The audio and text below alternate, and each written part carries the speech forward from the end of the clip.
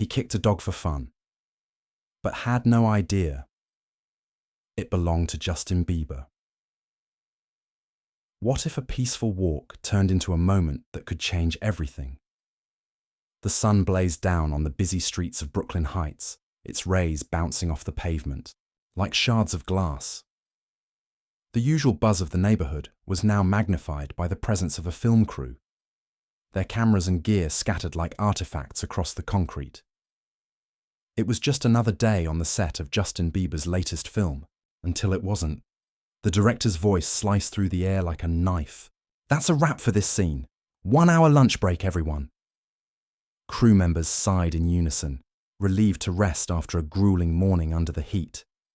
Laughter and chatter bubbled as they made their way to the catering truck or nearby restaurants. One voice called out above the rest, "Hey Justin, we're hitting that deli on Atlantic. You coming?" Justin Bieber smiled, but shook his head. His eyes were on Buddy, the pit bull co-star who had quickly become more than just a set animal. Buddy sat by the shade of a grip cart, panting heavily, his tongue lolling. The heat was clearly getting to him. "You guys go ahead," Justin replied, stepping toward the dog. "I think Buddy needs a walk. He looks like he's melting." The dog keeper, clipboard in hand, stepped up. "Mr. Bieber, I can take him. That's what I'm here for." Justin raised a hand with a gentle smile. "It's okay. I want to do this. We've got a few scenes together coming up. This will help us bond. Plus, I've always wondered what it's like to walk a dog. Might as well try it now." There was a pause, then a nod. "All right, but be careful. Buddy's a sweetheart, but he can be a handful." With the leash in hand, water bottle tucked into his jacket, and a quiet determination in his step, Justin crouched down beside the dog. "You ready, Buddy? Let's go find some water and get out of this sun." Buddy wagged his tail, seemingly in agreement. And just like that, pop star turned actor Justin Bieber stepped off the set, and unknowingly into the beginning of a real-life thriller. Neither he nor Buddy had any idea that within the hour, a stranger's cruel decision would test their bond, threaten their safety, and spark a chain of events that no one could have predicted. Because the moment you mess with a man's dog, especially this man's dog, everything changes. Forever. The calm. Before the storm, the streets of Brooklyn Heights stretched ahead of them, sun-drenched and shimmering from the heat. Buddy's paws padded against the pavement with steady rhythm, his panting heavier with each step. Justin glanced around, scanning for any sign of shade or a water fountain. Though this was a spontaneous walk, it now felt like a mission. Keep the dog cool. Keep the dog happy. "I should have brought a water bottle," Justin muttered under his breath, patting the side pocket of his jacket where only waste bags and a collapsible silicone bowl sat. Buddy looked up at him, eyes soft and trusting. Despite the heat, the pit bull was alert and obedient, walking beside Justin with the kind of loyalty only dogs can offer. No expectations, no judgment, just presence. They passed rows of brownstones, flower boxes bursting with late summer color, and a few curious stares from passers-by who, while recognizing Justin, chose not to interrupt his quiet walk. Maybe it was the dog. Maybe it was the sweat-soaked hoodie and sunglasses. Or maybe, sometimes, people just sensed when not to intrude. After a few blocks, a break appeared in the monotony. A tough-looking structure with blackened windows and a sign reading "Iron and Ash." The building gave off a raw, gritty energy, one that clashed with the gentrified charm of the surrounding streets. Outside, a lineup of motorcycles stood like armored beasts under the sun, chrome glinting, leather seats steaming. Justin was about to cross the street and avoid it altogether when he spotted Salvation, tucked between two bikes, a small public water fountain. "There we go, Buddy," he whispered, tugging the leash gently. As they approached, the low growl of engines and masculine voices buzzed in the air. The scent of motor oil clashed with nearby cafe pastries. Justin moved with calm confidence, crouching to fill the bowl with water. Buddy lapped at it gratefully, tail thumping against Justin's leg. "Nice pit bull," a gravelly voice said. Justin looked up. A burly man covered in tattoos stood nearby, wiping sweat from his neck. His tone wasn't threatening, more curious. "People don't give them enough credit. Loyal as hell if you treat them right." "Same with humans," Justin replied, with a half smile. "Respect breeds respect." The man nodded once. "Preach." A waitress emerged from the bar, apron wrinkled, eyes tired, until she spotted Buddy. Her face lit up instantly. "Well, aren't you a handsome boy?" she cooed, crouching to scratch behind Buddy's ears. Buddy responded with a happy lick, tongue flopping. "He's sweeter than most of the guys inside," she whispered, loud enough for Justin to catch. He chuckled. "You're not wrong." There was peace in that moment, a fragile, fleeting peace. A man, a dog, a stranger's kindness.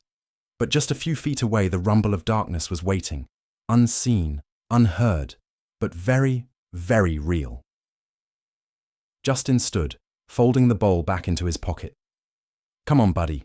Let's find somewhere a little less loud." They walked away, unaware that danger had already noticed them, and it was getting closer. The first encounter at the biker bar. The further they strolled from iron and ash, the more the neighborhood seemed to exhale. Trees lined the sidewalks, their branches offering a bit of mercy from the oppressive heat. Buddy's gait slowed, tongue still hanging out, but his eyes were bright, ears perked. He was tired, yes, but curious. And Justin, for all his fame and fortune, felt oddly grounded with the leash in hand. They turned a corner and stumbled upon a cafe that looked like it belonged on a Pinterest board. Ivy curling up the walls, chalkboard menus written in pastel colors, and dainty metal tables beneath a canopy of string lights. Even in broad daylight, the place radiated charm. Justin smiled. "How's this for a break, huh?" He approached a shaded table near the edge of the patio. Buddy sat obediently as Justin unhooked the leash and draped it loosely around the leg of the table. "You've earned this, my dude," he murmured, patting the dog's head. A waitress, appeared. Her name tag read Maggie, and she beamed at the sight of Buddy. "We don't usually get such handsome customers," she said, scratching behind his ear. Then, turning to Justin, she added, "What can I get you two?" "Coffee, black, and a steak sandwich. Also, if the kitchen can do a plain piece of steak, unsalted, that's for him," Justin said, pointing to the eager dog. Maggie grinned. "Coming right up, sir." As she walked away, Justin pulled out his script from his jacket, spreading it across the table. Buddy curled up beside him like a seasoned companion, tail twitching in a half-dream, half-alert trance. The peaceful rhythm didn't last long. A group of boots clomped across the patio. Heavy, deliberate, loud. The air changed. One of the bikers from earlier had wandered over, vest open, sunglasses pushed up on his forehead. His expression was twisted with contempt. "Filthy animal," he muttered, eyeing Buddy with disgust, sitting at a table like he's human. Before Justin could react, the man's boot shot out, hard, fast, and cruel.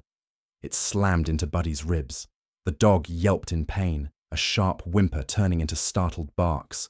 The patio froze. Justin was on his feet in a heartbeat, chair scraping loudly. "What the hell do you think you're doing?" he growled, stepping between the man and his dog. The biker sneered. "Control your beast." Justin's voice dropped to a dangerous whisper. "You provoked him. He's never hurt anyone, unless they deserved it." Buddy growled low, his hackles raised, but he didn't lunge. Justin's hand on his back was enough to anchor him. "Coward dog, coward owner," the man spat. Justin snapped. His hand grabbed the front of the man's vest, pulling him inches close. Gasps rippled through the patio. But just as quickly, he let go, jaw clenched, eyes dark. "Get out," Justin said coldly. The biker smirked, backing off. "You'll pay for this."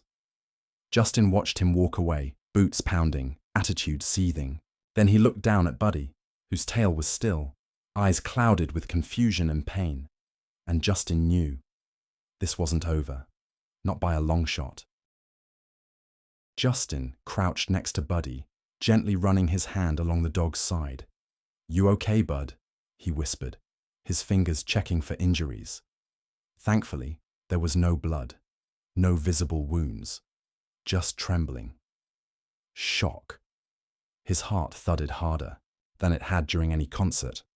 From the corner of his eye, he saw Maggie rushing back with 2 plates in hand and a look of horror on her face. "I'm so sorry," she breathed, setting the food down quickly. "That guy, he's part of the crew that's been harassing this area for weeks. You two all right?" Justin nodded stiffly. "We'll manage." Maggie crouched to check Buddy, too, her hands gentle but confident. "This poor baby," she murmured. "They've never gone after animals before, just people. Still awful. But this..." She looked up, fury in her eyes. "This is next level." She glanced around the patio nervously and lowered her voice. "The owner's been trying to get more security. But the bikers, they know everyone's schedules. They come and go before anyone official shows up. Like ghosts." Justin's gaze darkened. "Not ghosts, just cowards who think no one's watching." Maggie nodded solemnly. "We're all watching. We're just scared."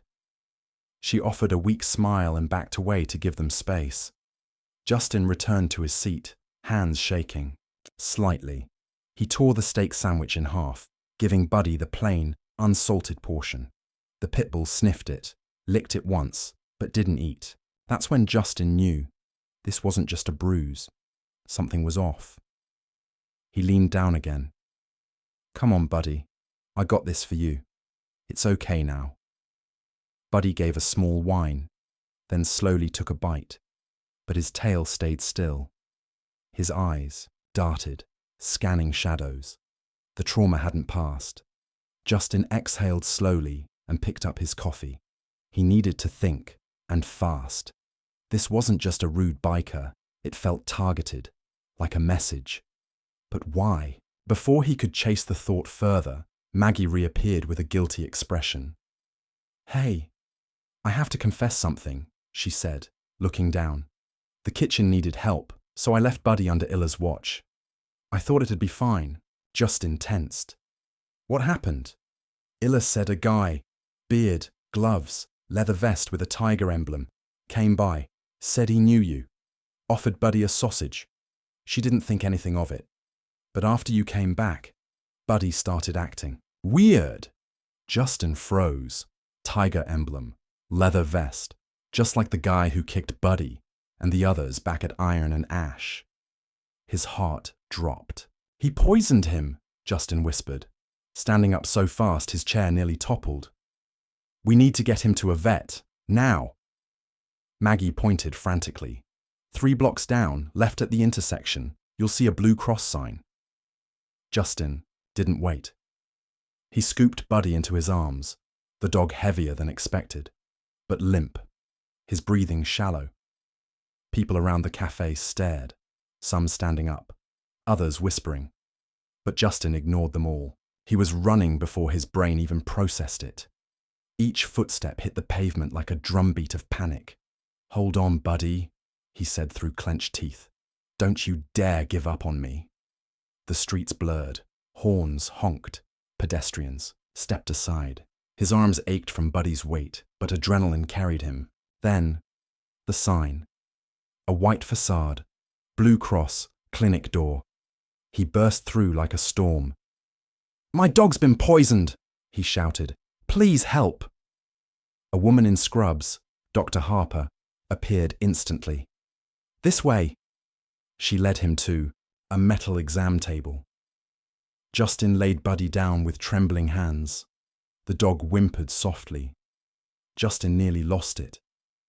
"What happened?" Dr. Harper asked, examining Buddy's pupils, heart rate and gums all at once. "Someone gave him food. He collapsed. He's barely breathing." Dr. Harper nodded sharply. "We're running tox panels. IV now, Charcoal immediately. Her team moved like clockwork, one inserting a needle, another prepping fluids, another opening a black powder packet. Justin stood frozen by the wall, fists clenched, jaw locked. Minutes felt like hours. "Will he make it?" he asked, barely above a whisper. Dr. Harper didn't look up. "Too early to tell. But you got here fast. That helps. Now let us do the rest." Justin nodded. "Just, please save him." She met his eyes for the first time. "We're going to try everything." As they worked, Justin stepped out into the waiting room. His hands finally stopped shaking, only to start again as the silence hit. The memory of Buddy's yelp, the biker's smirk, the limp body in his arms. This wasn't random. This was war, and Justin wasn't going to let it go. Not this time. The escalation. Violence strikes. The waiting room was too quiet. Justin sat on a cold plastic chair, elbows on knees, fingers laced in front of his mouth. His leg bounced uncontrollably. Every second felt like an hour. On the wall, a muted TV played a local news segment, something about traffic on the BQE, but it barely registered. His mind was stuck on one loop, Buddy's eyes going dim, his breathing slowing. A nurse passed, offering him water. He barely noticed. Then finally, Dr. Harper emerged from the back. Her expression was serious, but not hopeless. "He's stable. For now," she began, removing her gloves. "We flushed his system and administered charcoal and fluids. His vitals have improved slightly, but the blood tests show traces of narcotics and a compound we believe is a derivative of rat poison."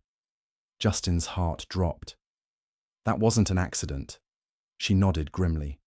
"No, this was deliberate." Silence fell between them, thick as cement. "We'll keep him overnight," Dr. Harper continued. "He'll be monitored constantly. We've started him on antidotes and liver protectants, but this will be a long 24 hours. Justin stood. "Thank you, doctor. Whatever it costs, I'll cover it. Just don't let him go." Dr. Harper gave him a reassuring nod. "We'll do everything we can." As she walked away, Justin pulled out his phone. He hesitated for a second, then dialed. The voice on the other end was annoyed. "Justin, you were supposed to be back an hour ago. What's going on?" "The dog's been poisoned," Justin said flatly. There was silence. "Wait, what?" "I took Buddy for a walk. Someone kicked him. Then someone else fed him something laced with poison. I just got him to the vet in time." The tone on the line changed instantly. "Is he going to make it?" "I don't know," Justin said. "But I need help. I need to find the guy who did this." The voice softened. "All right, we'll rearrange the shooting schedule. Take care of him. But, Justin, document everything. This isn't just about a dog. This could be criminal." Justin hung up, then texted the dog keeper, giving him the vet's address. He needed someone he trusted to stay while he handled what came next. Because now, Justin had a new mission, and it started back where everything went wrong. He walked out of the clinic into the fading sunlight of Brooklyn Heights. The air was heavy, the sky bruised with the colors of early dusk, and as he made his way back toward iron and ash, his expression changed. He wasn't a pop star anymore. He wasn't just an actor. He was a man whose dog had been attacked, and he wanted answers. Iron and ash loomed on the horizon like a fortress, windows dark, bikes glinting under flickering neon. Justin stood across the street, watching, waiting, calculating. A younger employee stood near the door, nervously sweeping the sidewalk. Justin approached slowly. "Rough crowd," he said casually. The guy looked up, startled, then sighed. "You have no idea." Justin leaned in. "How long's this been going on?" The boy hesitated. "Months. They show up, take over, break, stuff. Hurt people. One of them broke my nose last month. I gave my notice, but the boss asked me to stay." Justin's jaw clenched. "That's not right." The boy's eyes flicked to the door.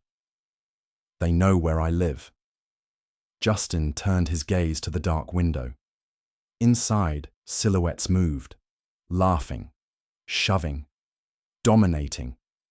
He knew walking in there alone was suicide, even for someone famous. So he did the smart thing.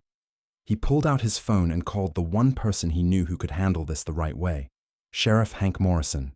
Justin, came the deep, familiar voice. "I need your help. Brooklyn Heights, a bar called Iron and Ash. My dog was poisoned, and I'm almost certain the people responsible are inside." There was a pause. "Are you safe?" "For now." "Don't do anything stupid," Hank said. "We'll be there in 20. Justin hung up and turned back to the kid. "Help's coming," he said. And when it did, justice would follow. The poisoning and race against time sirens weren't supposed to sound calming. But in this moment, they were the sweetest music Justin had ever heard. Police cruisers pulled up to Iron and Ash with silent precision. Doors opened, officers fanned, out like a practiced dance, moving low, swift, and deliberate. Justin stayed on the opposite sidewalk, arms crossed, eyes locked on the entrance. No fanfare, no flashing lights, just justice. From the street, he saw the moment everything changed. Inside the bar, patrons looked up. One man reached for something. Too late. Cops surged in, guns drawn, voices commanding. Hands went up. Chairs scraped. Chaos. And then, arrests. One by one, the bikers were dragged out, arms behind backs, vests unzipped, some swearing, some stunned. And then him, the man from the cafe, the one who had kicked Buddy, the one who, likely, had poisoned him. His eyes locked with Justin's through the swarm of officers. Recognition flashed, and fear. Justin didn't blink. As the biker was pushed into the back of a cruiser, he snarled, "I hope that mutt dies." Justin stepped forward, calm, controlled. He didn't. The biker lunged forward, restrained instantly. "You'll regret this, pretty boy." Justin shook his head. "You already do." And with that, the door slammed shut. The officer beside the cruiser turned. "We found traces of dog fur on his boots, and something in their kitchen. Looked like sausage, but laced with narcotics. We'll confirm it all in the lab." Justin nodded. Good. He didn't need vengeance. He needed truth. And now he had it. With the arrests handled, Justin made his way back to the clinic, exhaustion dragging at every step. But in his chest, something had shifted. No longer dread. No longer helpless rage. Something else. Resolve. He arrived just as Dr. Harper stepped out from the treatment area. Her expression was tight. But this time, it carried hope. "He's stable," she said, and Justin nearly collapsed with relief. Still groggy, but the antidotes are working. His liver's responding, and his vitals are holding. Justin let out a breath he didn't know he was holding. "Can I see him?" She led him back, through softly lit corridors, past cages filled with recovering animals, and there, on a cushioned bed, surrounded by wires and monitors, was Buddy. His eyes opened slowly when he saw Justin, and his tail wagged. Just once, but enough. Justin knelt beside him. "Hey, you stubborn miracle," he whispered, stroking his head. Dr. Harper smiled. "If he makes it through the night, and I believe he will, he'll be ready to go home tomorrow. You'll need to continue meds, keep him calm, and follow the diet plan." Justin nodded, barely blinking. Whatever it takes. As he sat, beside Buddy, his phone buzzed. A message from Sheriff Hank. "All suspects in custody, drugs secured. Your name stays out of the reports." "Well done." Justin read it twice, then turned back to Buddy. "We did it," he said softly. "And you're coming home." For the first time in hours, Buddy closed his eyes peacefully, and beside him, so did Justin, for just a moment. Not as a celebrity, not as an actor, but as a man who fought for his best friend and won. Justice served an emotional resolution. The morning came slowly, but it brought good news. Justin arrived at the veterinary clinic just after sunrise. The streets of Brooklyn Heights were quiet, freshly washed with dew. The chaos of the day before felt distant, like a bad dream that had finally passed. Inside, Dr. Harper greeted him with a smile. "He made it through the night," she said. "Buddy's vitals are strong. He even tried to get up when we brought breakfast." Justin laughed for the first time in hours. "Sounds like him." She led him back to the recovery room. Buddy was sitting up, tail thumping softly, eyes brighter than they'd been in days. When he saw Justin, he let out a gentle bark. Not panicked, not defensive, just excited. "Hey, partner," Justin murmured, kneeling down.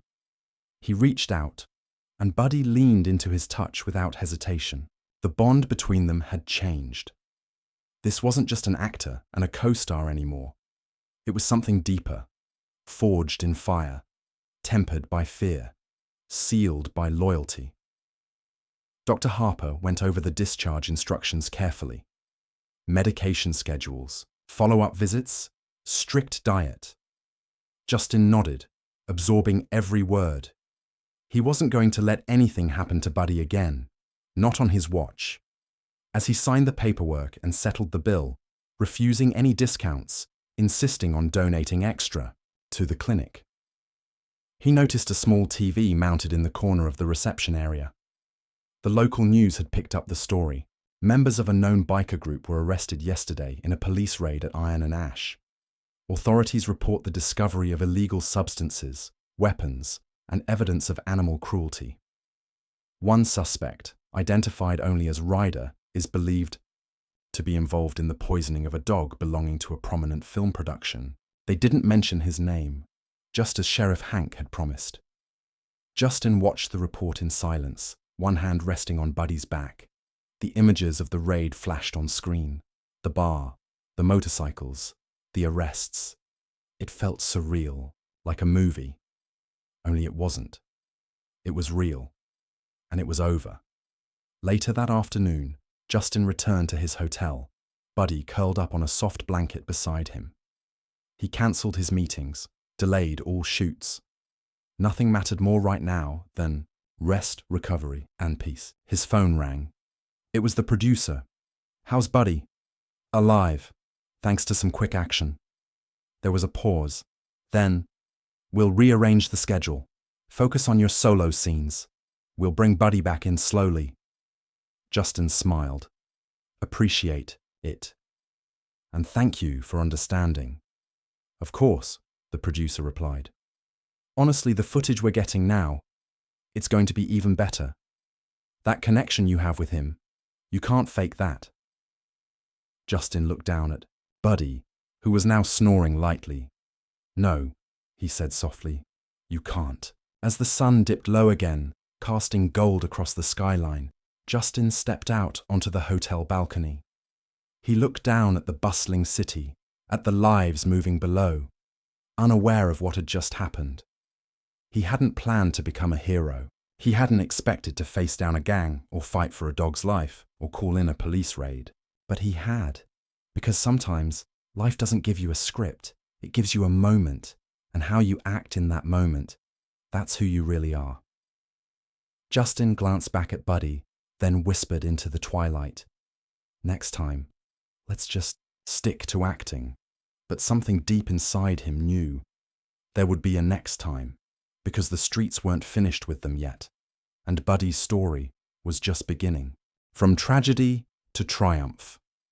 What's next for Justin and Buddy? That night, sleep didn't come easily. Not for Justin. He lay in bed, one hand resting gently on Buddy's back as the dog snored beside him. The room was quiet, save for the occasional honk from the streets of Brooklyn Heights below. But inside Justin's mind, the day replayed on a relentless loop. The walk, the kick, the poisoning, the chase, the justice. It didn't feel like a single day. It felt like a lifetime, one that had changed him. Before yesterday, Buddy had been just a co-star, a well-trained four-legged professional for an action film. But now, he was family. Justin stared at the ceiling, then rolled over to check on Buddy again. The dog was resting peacefully, wrapped in a blanket, a bandage still taped gently to his front leg. His breathing was steady, strong. Justin whispered, "You made it." He thought about the man who'd hurt Buddy, the biker's face when he realized the man behind the sunglasses was Justin Bieber. The sheer shock, the sudden fear. It wasn't revenge Justin wanted. It was accountability, and he got it. But what struck him most, what lingered, was something simpler. People had watched. People had seen what happened and said nothing until one man stood up. Justin had always been in the spotlight. But this was different. This wasn't about concerts or interviews or paparazzi. This was about doing what was right when no one expected him to. And now, with Buddy safe, a new sense of purpose settled inside him. Maybe this wasn't just a story about a dog. Maybe it was a story about every voiceless creature, every bullied worker, every moment where someone had a choice and chose to stand tall. The next morning, as golden light flooded the room, Justin took a deep breath. Today was a new day, and as he opened his laptop to write a statement, not for press, but for his fans, he typed the first words carefully. Sometimes the real action isn't on the big screen. Sometimes it's in the quiet moments when no one's watching, but you still choose to do the right thing. If this story moved you, like to show your love for Buddy. Comment below. What would you have done if you saw someone kick a dog? Share this video to spread the message. We stand up for those who can't speak. Subscribe and hit the bell, because next time, Justin and Buddy are heading into something even more dangerous. And trust us, you won't believe what happens in part 2.